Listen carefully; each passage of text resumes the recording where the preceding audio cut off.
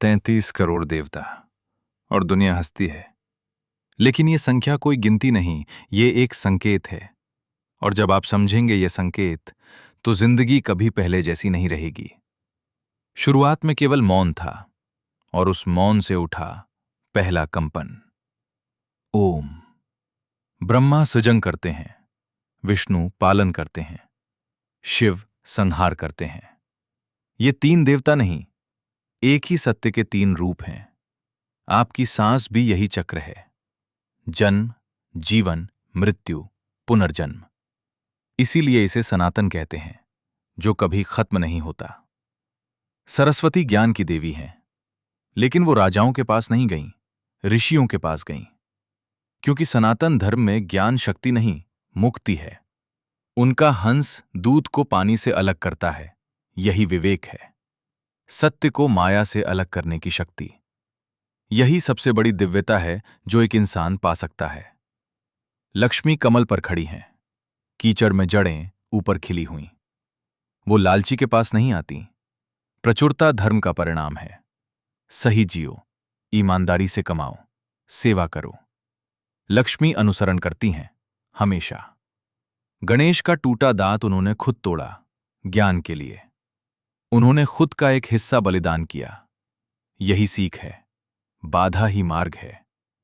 हर रुकावट आपको तोड़ने नहीं, बनाने आती है। शिव उसके देवता है जो बचता है जब सब झूठ जल जाता है। नटराज के रूप में वो माया की अग्नि में नाचते हैं, अछूते। यही सबसे बड़ी सीख है, जीवन की अव्यवस्था में स्थिर रहो। माया तुम्हें जलाए, उससे पहले खुद जाग जाओ। दुर्गा तब जन्मी जब हर देवता विफल हुआ। सबकी शक्ति एक हुई और शक्ति जागी। वो लड़ती हैं क्रोध में नहीं, धर्म के लिए। ये याद दिलाता है, जब भी अन्याय हो, जब धर्म संकट में हो, शक्ति जागती है, हमेशा जागती है, आपके भीतर भी। हनुमान संजीवनी नहीं पहचान पाए तो पूरा पर्वत उठा लिया। सोचा नहीं, हिसाब नहीं किया, पूरी तरह किया, अपने प्रभु के लिए। यही पूर्ण भक्ति है और यही कर्म योग है। जब आप पूरी तरह समर्पित होते हो, असंभव भी संभव हो जाता है। समुद्र मंथन, देवता और असुर मिलकर सागर को मथते हैं, और सबसे पहले क्या निकला? विष। इतना भयंकर कि पूरी सृष्टि नष्ट हो जाती। शिव ने उसे पी लिया, खुद में धारण कर लिया, और तब अमृत निकला। ये आपकी जिंदगी है। तकलीफ पहले आती है, नेमत बाद में। दर्द, हानि, विफलता, ये सब विष है जो मंथन में पहले निकलता है।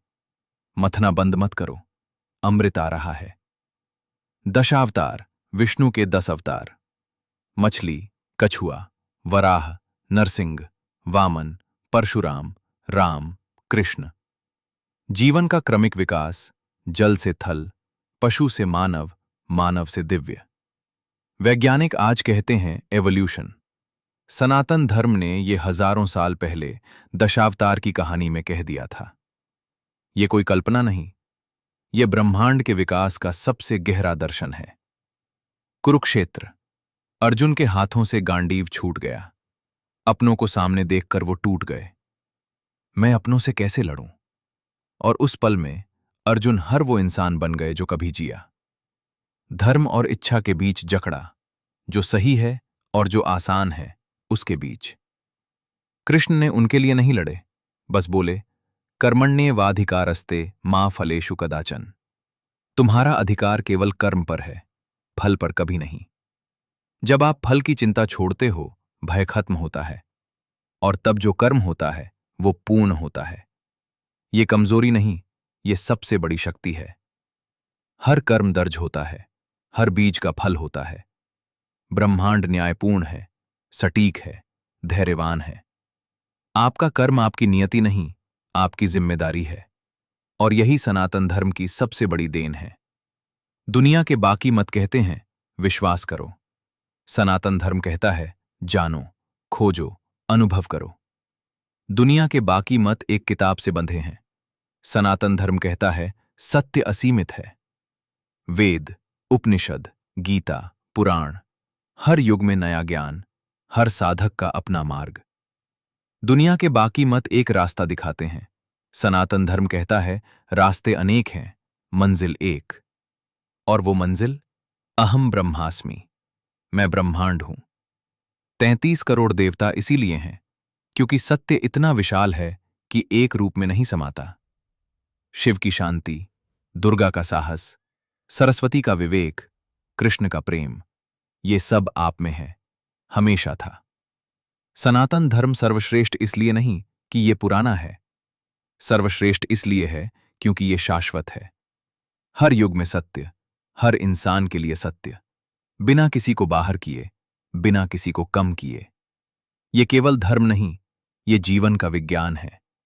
बस याद करो, यही सत्य सनातन है।